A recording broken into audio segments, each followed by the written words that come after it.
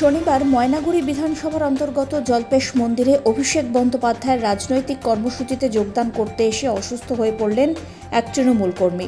মঞ্জিরা দাস নামে ওই মহিলা কর্মী আচমকাই মাথা ঘুরে পড়ে যান। অভিযোগ, সেখানে কোনো ডাক্তার, এমনকি অ্যাম্বুলেন্সও ছিল না কোনো মেডিকেল টিম।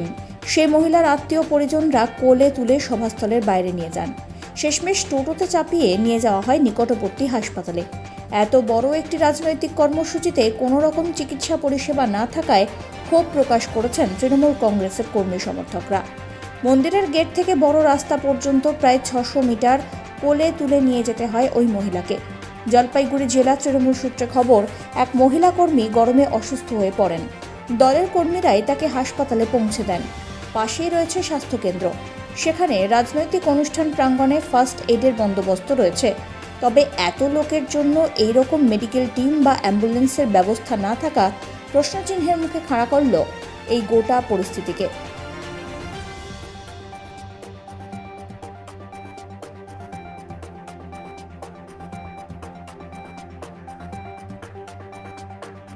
এই যেখানে আমাদের এই কর্মসূচি হচ্ছে, অর্থাৎ জটিলেশ্বর মন্দির, তার পাশেই স্বাস্থ্যকেন্দ্র আছে এবং এই অনেকক্ষণ ধরে এখানে যারা এসছেন আমাদের কর্মী সমর্থক, তারা অনেকক্ষণ ধরে এখানে আছেন।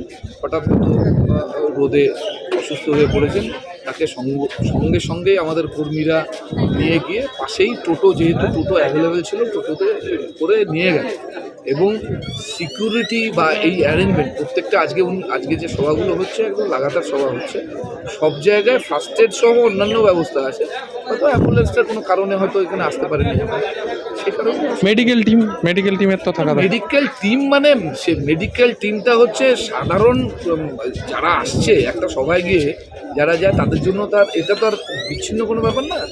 এখানে যারা আসছে তাদের তো পাশেই হাসপাতাল, যেহেতু তার জন্য হয়তো মেডিকেল টিম। এত রৌদ্রের মধ্যে এখানে ছিলেন, অভিষেক ব্যানার্জিকে দেখবেন বলে আশা করেছিলেন, কোনো কারণে তিনি হয়তো কিছু অসুবিধার জন্য তিনি অজ্ঞান হয়ে পড়েছেন। কি নাম এই ভদ্রমহিলা?